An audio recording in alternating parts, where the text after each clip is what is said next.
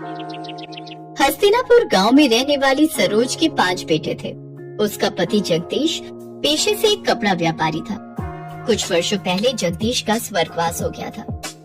समय के साथ सरोज के सभी बेटे जवान हो गए और उन्होंने पिता के कपड़ों के सीमित कारोबार को बड़े उद्योग के कारखाने में बदल दिया। पूरे गांव में उन्हीं के चर्चे हुआ करते थे। अरे सरोज के 5 बेटों ने मिलकर सरोज का मान ही बढ़ा दिया भाई। पहले तो पिता के छोटे मोटे कारोबार को इतना फैलाया और फिर उसी कमाई से इतना चौरस घर खड़ा कर दिया। 100% सच कहा रमेश भाई। अमीर रईस होने का सरोज के मन में जरा भी अहंकार नहीं है। जरूर ही पिछले जन्म में इसने पुण्य किए होंगे, तभी जाकर इस कलयुग में इसे 5 पांडव पुत्र का सौभाग्य प्राप्त हुआ है।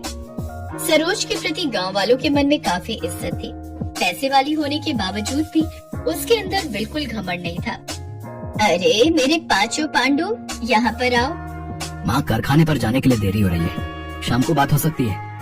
कामकाज के प्रति क्या इतना मशरूफ हो गए हो तुम लोग, जो पल भर के लिए अपनी माँ के पास नहीं बैठ सकते।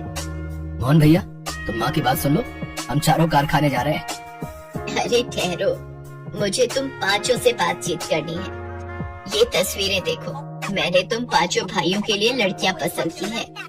सभी खानदानी और रईस खानदान की हैं। ऐसा सुनकर 5 भाई एक दूसरे का मुंह ताकने लगते हैं। तभी उसका तीसरा बेटा कहता है, माँ, ऊपर वाले की दया से आपके 5 बेटे अपने पैरों पर खड़े हैं। माँ, शुरुआत से ही हम 5 भाइयों की सोच यही रही है कि हम गरीब घरों की बेटियों को ही इस घर में दुल्हन बना कर लाएंगे। माँ, प्रदीप सही कह रहा है। अरे पगला गए हो क्या तुम लोग? अगर मैं किसी गरीब की बेटी को ब्याह कर लाऊंगी तो लोग सैकड़ों बातें बनाएंगे। गरीब अमीर का मेल भी नहीं देखा कहेंगे। माँ, आपको जमाने की पड़ी है, बल्कि ये सोचो कि किसी गरीब की बेटी का हाथ थामने से किसी गरीब पिता को साहूकार का कर्जदार नहीं होना पड़ेगा। सरोज